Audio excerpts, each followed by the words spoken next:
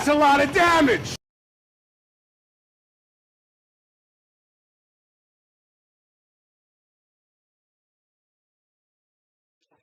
Untitled Julia and Melanie, and thank you once again for joining me. My name is Aramil, and today we will be going in on part 2 of Critical Role's episode 1, Curious Beginnings.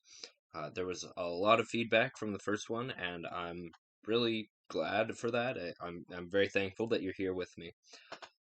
Let's see here. It seemed that people were pretty okay with how I was doing it, just quickly blipping in here and there. It got, let's see, 33 views and 6 comments, which is pretty good for my videos. It's a small channel. We're just putting this out here. We're having some fun. So, let's see. I know that campaign 3 has been announced for, I think, the end of the month. It's now October. Welcome to Halloween. So, what I'm going to do is react to, maybe the first, second, and third episode, give or take. I want to get out 2 of these reaction videos each week, probably on Tuesday and Thursday. Gonna try and get that all taken care of. There's supposed to be like a recap video, which I may try to do a reaction to. Some people will no doubt be horrified that I'm just going to watch the recap video, but I'm sorry. I've got a lot more going on than I just can't watch 150 3-hour long episodes and put videos of it and hope to be anywhere near relevant still by the time they're all done.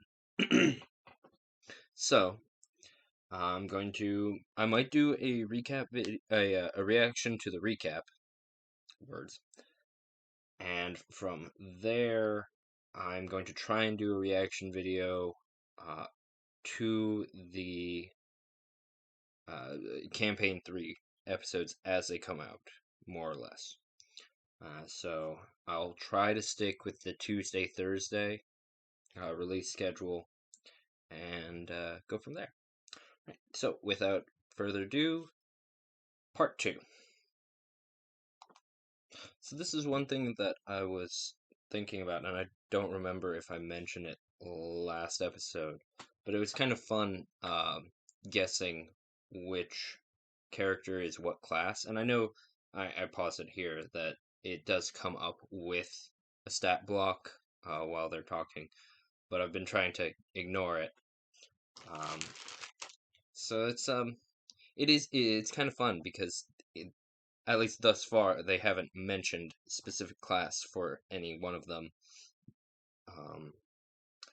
I think Jester is some sort of, I wouldn't say she a cleric. That seemed to be very some cleric of a trickster god or goddess. I don't remember. But I am enjoying just kind of guessing which characters are what class. So yeah, it's fun. Trying to keep the staff, pulling the old walking stick maneuver. Very Gandalf. I like it. That's funny. And one thing I do like about all of this is the banter between the characters is very on point. And depending on, who your players are, you may or may not see this.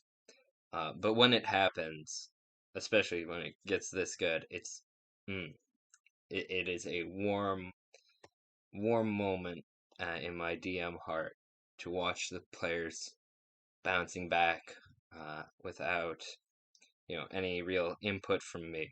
So that is fun.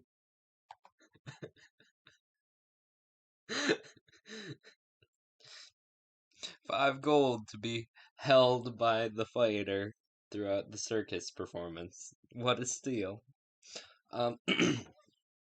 But I do find it interesting that we are now a couple hours in about about accounting for the break, and there's really not been any combat. There's been like hints that combat happened previously. I believe Caleb and Not said that they were kind of roughed up the day before. It was kind of alluded to at least.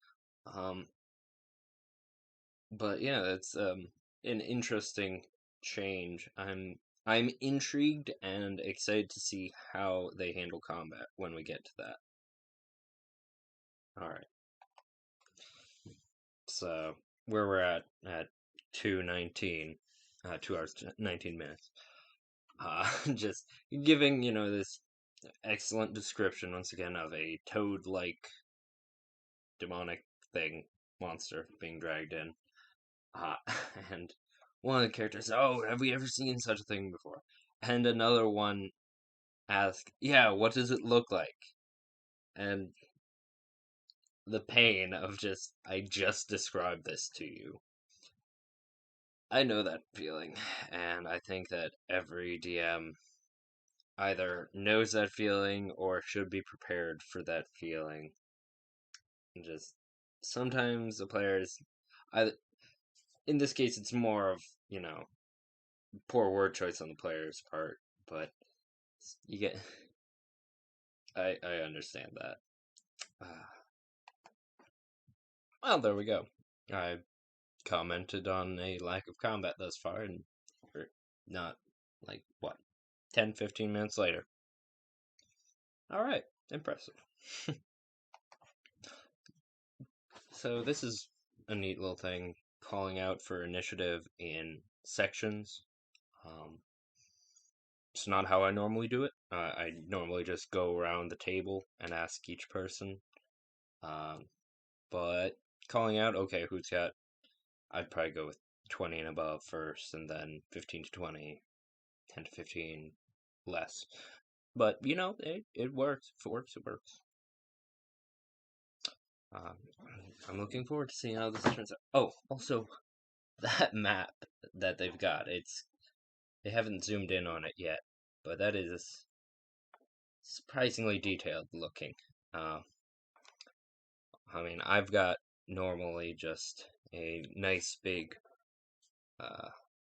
grid that we can use dry erase markers on, and that serves us very well. But, I mean, if you've got the time to set up something like this, then hell yeah, go for it. Well, that answers that question. Just, yeah. Oh, I wonder what class Yasha is going to be. I would like to rage. Oh, okay. Subtlety is gone. I do like how throughout the fight, uh, like I mentioned earlier, they didn't say their class, but it kind of comes out in the midst of the combat. Not a rogue, because she used a sneak attack. Jester, I'm assuming is cleric because she's casting Cure Light Wounds. I'm not as familiar with 5th edition as I am with 3.5, so I guess it's possible that there's another class that gets that. I guess Druid would, but Jester doesn't exactly strike me as a Druid. Maybe Bard? Does Bard? I think Bard gets Cure Light. Anyways, but I do like how that's kind of slowly coming out as all of this is, coming together. We just got our first how do you want to do this, which is a very nice mechanic that he's got going. He's very descriptive with the attacks too, and that's one of the things that I've often heard in his favor. So a very good way of bringing the characters in. It's not just roll dice, deal damage, swing, swing, swing, swing, swing, swing, swing. But a very beautiful and narrative combat. I'll give him good props for that. It's never a good sign when the players encounter 10 city guards. Oof. Okay. Whew. That was an interesting ending. I didn't see that coming. I'll give him that much. So, I guess that really does bring a fun, or maybe not so fun, piece of, maybe not lore, but a mechanic that a lot of players don't quite care as much about is the the law.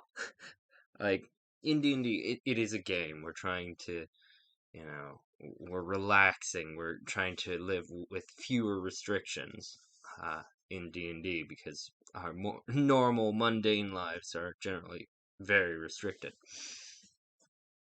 But every so often, yeah, you have to think that we are playing these characters, and especially on the DM side, NPCs will react to the things that players do, and they need to react in a way that makes sense. And that includes calling the cops, effectively. And they will react with what information they have on hand. And actually, this is a pretty fair cop for medieval standards. Geez. And yeah, sometimes the the legalities are not in the player's favor always. And there are a few ways that you can do this in your own campaign. One is to make all of the watch, at least reasonably leveled. I'm not saying that they should all be like 10th level fighters running around, but you know, second, third level fighters, or I guess maybe rangers in a frontier town. That feels a little unrealistic to me, though you could have a retired adventurer as the kind of the sheriff in town. That can always be interesting. Alternatively, one way that I've heard described, and I've never had to actually use this, but you basically have adventuring parties uh, of NPC adventurers kind of on call, uh, on there's a proper term for it, not commissioned, whatever. They're on the payroll of the governing body, who specialize in other adventurers who just get out of hand. Whether that's, okay, well, these adventurers are coming in and they're causing too much chaos, just shut them down, to just like, there's a dude rampaging through the marketplace, flinging fireballs, neutralize it. So, I haven't had to use this before, and I'm really glad about that, because that is one way to derail a campaign pretty quickly. But alternatively, it could be fun to do a few adventures where your player characters are the anti-chaotic adventurer squad, the brute squad. So it is just one idea. It's that's probably more common in areas that are big hubs for adventurers. I'm gonna go with like Waterdeep. You could probably have something like that, or Sharn, City of Towers, or Stormreach in Eberron. Waterdeep, of course, being in Forgotten Realms.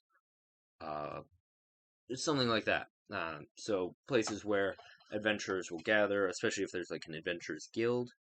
Adventurers guilds actually might have their own squads for corralling adventurers, especially ones that aren't guild members. Mm, that's one way of getting run out of town real quick. But anyways, so this was really enjoyable. I gotta say, I'm going to do my best to not just blatantly rip off Matthew Mercer in my next session. Um, oh, yeah, this is good. I'm looking forward to the series, and I hope you are as well. So, leave a comment down below, leave a like, subscribe, all that good stuff. I'm going to try to be doing more videos again as I have time. I am taking class this fall, and I'm doing all sorts of fun things, but I am going to try and keep, at the very least, this series up and running for as long as people are here having fun with me. So, until we meet again, dear friends, Untitled Chapter. Thank you once again for joining me, and farewell.